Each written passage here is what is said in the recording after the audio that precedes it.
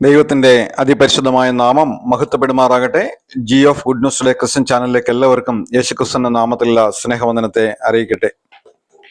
ഇന്ന് നാം ചിന്തിക്കുവാൻ പോകുന്ന ദൈവത്തിന്റെ വചനം, കർത്താവ് നമ്മോട് കൂടെ ഉണ്ടെങ്കിൽ നമുക്ക് ഇതൊക്കെ ഭവിക്കുന്നത് എന്ത്?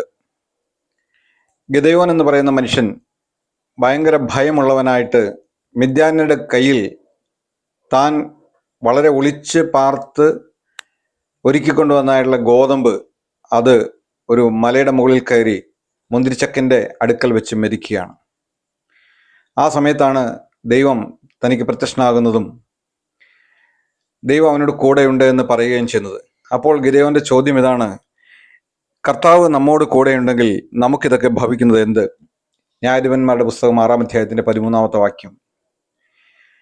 നമ്മുടെ ഓരോരുത്തരുടെയും മനസ്സിലുള്ള ചിന്ത പല സന്ദർഭങ്ങളിലും ഇങ്ങനെയാണ്, കർത്താവ് നമ്മോട് കൂടെ ഉണ്ടെങ്കിൽ നമുക്ക് ഇതൊക്കെ ഭവിക്കുന്നത് എന്ത്?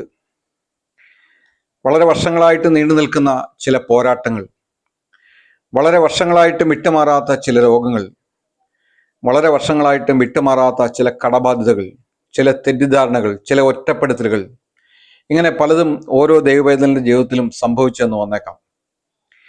എന്നാൽ തിരുവെഴുത്ത് നമുക്ക് വളരെ ശക്തമായി ഉപയോഗിക്കത്തക്ക നിലയിൽ, ജീവൻ പ്രാപിക്കത്തക്ക നിലയിൽ നമുക്ക് രേഖയാക്കി നൽകപ്പെട്ടിരിക്കുന്നു. നമുക്ക് വിശ്വസിക്കാവുന്ന ഏക വചനം, നമുക്ക് വിശ്വസിക്കാനും ആശ്രയിക്കാനും കഴിയുന്ന ഏക പുസ്തകം ദൈവത്തിൻ്റെ വചനമാണ്. ദൈവത്തിൻ്റെ വചനത്തിൽ വിശ്വസിച്ച് ആരും ലജ്ജിച്ചു പോയിട്ടില്ല. കഴിഞ്ഞ ദിവസം ഒരു സഹോദരൻ എന്നെ വിളിച്ചു. അദ്ദേഹം ആയിട്ട് ഇങ്ങനെ സംസാരിച്ചപ്പോൾ അദ്ദേഹം പറഞ്ഞ കാര്യം, അദ്ദേഹം സത്യങ്ങളൊക്കെ കുറെ അറിഞ്ഞ് ചില കൂട്ടായ്മകളിലൊക്കെ പോയിക്കൊണ്ടിരുന്നതാണ്. എന്നാൽ ഭാര്യ പറഞ്ഞു, നിങ്ങൾ ഇങ്ങനെ നടന്നാൽ മതിയോ മനുഷ്യ, നമ്മുടെ കുഞ്ഞുങ്ങളുടെ വിവാഹം മറ്റു കാര്യങ്ങളെല്ലാം നടക്കണ്ടേ? അങ്ങനെ ആ ചോദ്യത്തിന് മുമ്പിൽ അദ്ദേഹം പകച്ചു പോവുകയും അദ്ദേഹം അറിഞ്ഞ സത്യത്തെ എല്ലാം മൂടി വെച്ചുകൊണ്ട് പിന്മാറി താൻ മുൻപായിരുന്ന യാഥാസ്ഥിതികമായ ഇടത്തേക്ക് തിരികെ പോവുകയും ചെയ്തു. ഞാൻ അദ്ദേഹത്തോട് വളരെ വിശദമായിട്ട് സംസാരിക്കേണ്ടായി. കർത്താവിലേക്ക് നോക്കിയിട്ട് ലജ്ജിച്ചു പോയ ഒരുത്തനുമില്ല. വർഷങ്ങൾ നീണ്ട പോരാട്ടങ്ങൾ, വർഷങ്ങൾ നീണ്ട യുദ്ധങ്ങൾ, വർഷങ്ങൾ നീണ്ട പ്രതിസന്ധികൾ, പ്രശ്നങ്ങൾ, ഇതൊക്കെ നമുക്ക് നേരിട്ട് എന്ന് വന്നേക്കാം. എന്നാൽ ഇതിൻ്റെ എല്ലാം ഒരു അവസാനമുണ്ട്, ഇതിനെല്ലാം ഒരു പരിസമാപ്തിയുണ്ട്. നമ്മുടെ ദൈവം നമ്മളെ കൈവിടുകയില്ല. കർത്താവിന് ഏറ്റവും ഇഷ്ടമുള്ള കാര്യം എന്താണെന്നറിയാവോ? ദൈവം നമ്മളെക്കുറിച്ച് ആഗ്രഹിക്കുന്ന ഏറ്റവും ഇഷ്ടപ്പെടുന്ന ഒരു കാര്യം, ഭയപ്പെടരുത് എന്നാണ് ദൈവം നമ്മോട് പറഞ്ഞിരിക്കുന്നത്. നമ്മുടെ ജീവിതത്തിന്റെ സാഹചര്യം എന്ത് തന്നെ ആയിക്കൊള്ളട്ടെ, ആ ജീവിത സാഹചര്യത്തെ നോക്കിയിട്ട് നാം ഭയപ്പെടുവാൻ പാടില്ല. കാരണം നമ്മുടെ കൂടെ നിൽക്കുന്നത് ചെറിയ ആളല്ല, ഈ അഖിലാണ്ടത്തിന്റെ ഉടയവനായ കർത്താവായ യേശുക്രിസ്തുവാണ്. ഞാനും യേശുക്രിസ്തുവും ഉണ്ടെങ്കിൽ ഞങ്ങൾ ഭൂരിപക്ഷമാണ്. എന്നെ കേൾക്കുന്ന സഹോദര സഹോദരി, നിന്റെ കൂടെ യേശു കർത്താവ് നിൽക്കുന്നുണ്ടെങ്കിൽ നീ ഭൂരിപക്ഷമാണ്. ദൈവം അനുകൂലമെങ്കിൽ ആര് പ്രതികൂലം? കർത്താവ് നമ്മോട് കൂടെ ഉണ്ടെങ്കിൽ മനുഷ്യർക്ക് നമ്മളെ എന്ത് ചെയ്യുവാനായിട്ട് സാധിക്കും? മനുഷ്യർക്കോ പിശാചിനോ പിശാചിന്റെ ദൂതന്മാർക്കോ നമ്മളെ ഒന്നും ചെയ്യുവാനായിട്ട് കഴിയില്ല. കർത്താവ് നമ്മുടെ കൂടെ ഉണ്ടെങ്കിൽ, ദൈവം നമ്മോട് കൂടെ ഉണ്ട്. രക്ഷിക്കപ്പെട്ട ഓരോ ദൈവമക്കളുടെ കൂടെയും ദൈവം ഉണ്ട്, ദൈവം വസിക്കുന്നു.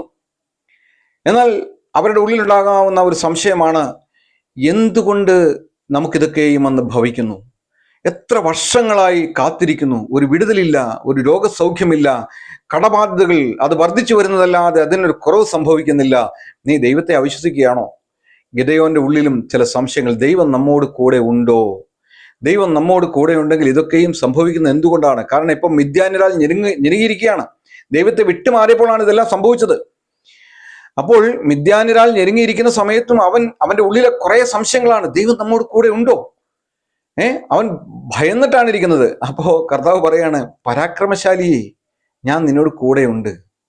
ദൈവം തൻ്റെ ജനത്തെ വിളിക്കുന്നത് പരാക്രമശാലി. നീ ഒരുപക്ഷെ ഭീരുവായിരിക്കാം, നീ ഒരു ബലഹീനനായിരിക്കാം, നീ വളരെ ശക്തി കുറഞ്ഞവനായിരിക്കാം, വലിയ കെട്ടുപാടുകളോ ചുറ്റുപാടുകളോ സുഹൃത്ത് ബന്ധങ്ങളോ അല്ലെങ്കിൽ നേതൃത്വ ബന്ധങ്ങളോ ഒന്നും നിനക്കുണ്ടായിരിക്കില്ല. നീ വളരെ ബലഹീനനായിരിക്കാം. യേശു നിന്റെ കൂടെ ഉണ്ടെങ്കിൽ നീ ഭൂരിപക്ഷമാണ്. നമുക്കൊരു വാക്യം കൂടി വായിക്കാം. സദൃശവാക്യങ്ങൾ 30-ാം അധ്യായത്തിന്റെ 26-ാമത്തെ വാക്യം. കുഴിമൊയിൽ ശക്തിയില്ലാത്ത ജാതിയെങ്കിലും അത് പാറയിൽ പാർപ്പിടം ഉണ്ടാക്കുന്നു. കുഴിമൊയിലിന് എന്തോ ഒരു ശക്തിയുണ്ട്, അതിനെ ആർക്കും പിടിച്ച് നിസ്സാരമായിട്ട് കൊന്നുകളയാം, നശിപ്പിച്ച് കളയാം. എന്നാൽ അതെവിടെയാണ് പാർക്കുന്നത്? അത് പാർക്കുന്ന ഇടം അത് പാറയിൽ പാർപ്പിടമുണ്ടാക്കുന്നു. അതേ പ്രിയ സഹോദര, പ്രിയ സഹോദരി, ഞാനും നിങ്ങളും യേശുക്രിസ്തു ആകുന്ന പാറയുടെ കീഴിലാണ്. നമ്മൾ ആരെ ഭയപ്പെടണം? നാം ഭയപ്പെടേണ്ട കാര്യമില്ല എന്ന് ദൈവം നമ്മോട് പറയുന്നു. നാം യേശുക്രിസ്തുവിന്റെ കൂടെ നിൽക്കുമ്പോൾ നമുക്ക് വിരോധമായി കൂട്ടം കൂടുന്ന ശത്രുക്കളെ കർത്താവ് ചിതറടിക്കും. ദുഷ്ടന്മാർ മറിഞ്ഞു വീണ് ഇല്ലാതെയാകും. നീ അവന്റെ ഇടം സൂക്ഷിച്ചു നോക്കും, അവനെ കാണുകയില്ല. കർത്താവ് നമ്മോട് കൂടെ ഉണ്ട്. നാം സംശയിക്കില്ലേ? നാം തെറ്റിദ്ധരിക്കില്ലേ? കർത്താവ് നമ്മോട് കൂടെ ഉണ്ട്. അവൻ നമ്മോട് കൂടെ ഉണ്ടെങ്കിൽ പിശാചിനോ മനുഷ്യർക്കോ ഈ ലോകത്തിൽ ഒന്നിനുമോ നമ്മളെ യാതൊന്നും ചെയ്യുവാനായിട്ട് സാധിക്കില്ല. കാരണം കർത്താവ് നമ്മോട് കൂടെ ഇരിക്കുന്നു. ശത്രുപാളയത്തിൽ എന്താ സംഭവിക്കുന്നതെന്ന് അറിയാവോ? ഗിദെയോനെ ദൈവം വിളിച്ച് അവനെ ചില കാര്യങ്ങളെല്ലാം ഏൽപ്പിച്ച് വിടുമ്പോ ഗിദെയോന് പോകാനായിട്ട് ഭയമാ. എന്നാൽ ശത്രുപാളയത്തിൽ എന്താ സംഭവിക്കുന്നത്?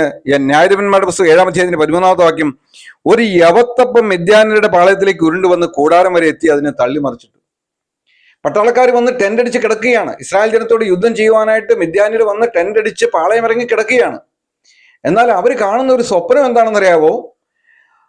ഒരു യവത്തപ്പം അത് ഉരുണ്ടുവന്ന് പാളയത്തെ തള്ളി മറിച്ചിട്ടു, പാളയത്തിലുള്ള ടെന്റിനെ തള്ളി മറിച്ചിട്ടു, കൂടാരത്തെ തള്ളി മറിച്ചിട്ടു. 4 കാലുകളിൽ അടിച്ചുറപ്പിച്ചു വെച്ചിരിക്കുന്ന കയറുകൊണ്ട് കെട്ടി ടൈറ്റാക്കി വെച്ചിരിക്കുന്ന ആ കൂടാരം ഇടിച്ചു മറിച്ചിട്ട് കളഞ്ഞു.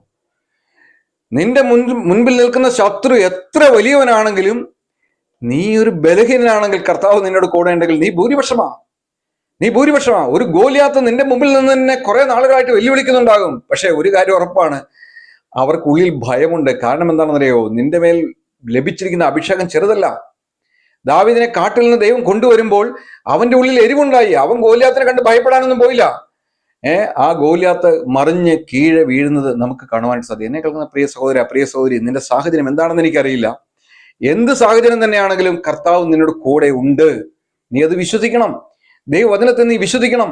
അവൻ നിന്നെ കൈവിടുകയില്ല, ഉപേക്ഷിക്കുകയുമില്ല. ഒരു നാളും അവൻ നിന്നെ ഉപേക്ഷിക്കുകയില്ല. ഒരു നാളും എന്നാ പറഞ്ഞിരിക്കുന്നത്. യേശുക്രിസ്തുവിന്റെ രക്തം കൊടുത്ത് വിലയ്ക്ക് വാങ്ങിയ ഒരു ദൈവവേദനെ ദൈവം അറിയാതെ അവന്റെ ജീവിതത്തിൽ ഒന്നും സംഭവിക്കുന്നില്ല. അതുകൊണ്ട് ധൈര്യമായിരിക്കുക, നിരാശപ്പെടാതിരിക്കുക, ഭയപ്പെടാതിരിക്കുക. ഭയം പിശാച് കൊണ്ടുവരും. നാം യേശുക്രിസ്തു നമ്മോട് കൂടെ ഉണ്ടെന്ന് ഉറപ്പുവരുത്തിയാൽ വന്നാൽ നാം ധൈര്യത്തോടെ നിൽക്കാം. കർത്താവ് ഞാൻ നിന്നാൽ ഭൂരിപക്ഷമാണെന്ന് ഏത് പിശാചിന് അതിന്റെ മുമ്പിൽ നിൽക്കാൻ സാധിക്കും? ഏത് ഗോലിയാത്തിന് അതിന്റെ മുമ്പിൽ നിൽക്കാൻ സാധിക്കും? ഏത് പർവ്വതത്തിന് അതിന്റെ മുൻപിൽ നിൽക്കാൻ സാധിക്കും? ഏത് കോട്ടയ്ക്ക് അതിന്റെ മുൻപിൽ നിൽക്കാൻ സാധിക്കും? നമ്മൾ ബലഹീനരാണ്, എന്നാൽ നമ്മുടെ കൂടെയുള്ള കർത്താവ് വലിയവനാണ്. അതുകൊണ്ടാണ് കർത്താവ് പറഞ്ഞത്, ഈ ലോകത്തുള്ളവനേക്കാൾ വലിയവൻ നിങ്ങളുടെ ഉള്ളിലിരിക്കുന്നു. നമ്മുടെ ഉള്ളിലിരിക്കുന്ന ദൈവം അഖിലാണ്ടത്തിന്റെ സൃഷ്ടാവായ ദൈവമാണ്. അവന്റെ മുമ്പേ നിൽക്കാകുന്ന ഒരുവനുമില്ല. അതുകൊണ്ട് ഇന്ന് ഈ വചനങ്ങളാൽ ദൈവം നമ്മൾ ഓരോരുത്തരും അനുഗ്രഹിക്കട്ടെ. നിരാശപ്പെട്ടു പോകരുത്, ഭയപ്പെടരുത്. ദൈവത്തിൽ തന്നെ ആശ്രയിക്കുക, ദൈവത്തെ മുറുകെ പിടിക്കുക. കർത്താവിന്റെ വലിയ നാമം ഇന്നും എന്നേക്കും വാഴ്ത്തപ്പെടുമാറാകട്ടെ. നമുക്ക് പ്രാർത്ഥിക്കാം. ഞങ്ങളുടെ സ്വർഗീയ നല്ല പിതാവായ ദൈവമേ, ഇന്ന് വചനം കേട്ട മക്കളൊക്കെ അനുഗ്രഹിക്കണമേ കർത്താവേ. വിശേഷം ഈ ചാനൽ സബ്സ്ക്രൈബ് ചെയ്തിരിക്കുന്ന ഓരോരുത്തർക്കായിട്ടും പ്രാർത്ഥിക്കുന്നു കർത്താവ്. അവരുടെ എല്ലാ ആവശ്യങ്ങളിലും കർത്താവ് കൂടെ നിന്ന് വഴി നടത്തണം, അവരെ അനുഗ്രഹിക്കണം. ഇന്ന് കേട്ട വചനം കർത്താവെ, അത് ഓരോരുത്തരുടെയും ഹൃദയത്തിൽ ജീവനായി, ചൈതന്യമായി, പുതുക്കമായി, ബലമായി പരിണമിക്കുവാൻ തക്കണം പരിശുദ്ധാത്മാവ് സഹായിക്കണമെന്ന് പ്രാർത്ഥിക്കുന്നു. അവിടെ നിന്ന് അങ്ങനെ ചെയ്യാൻ പോകുന്നതിനായിട്ട് സ്തോത്രം, മഹത്വം എടുത്താട്ട് എല്ലാ അടിയങ്ങൾക്ക് വേണ്ടി ജീവൻ വെച്ച രക്ഷിതാവും കർത്താവുമായ യേശുക്രിസ്തുവിന്റെ പരിശുദ്ധമായ നാമത്തിൽ തന്നെ ആമേൻ.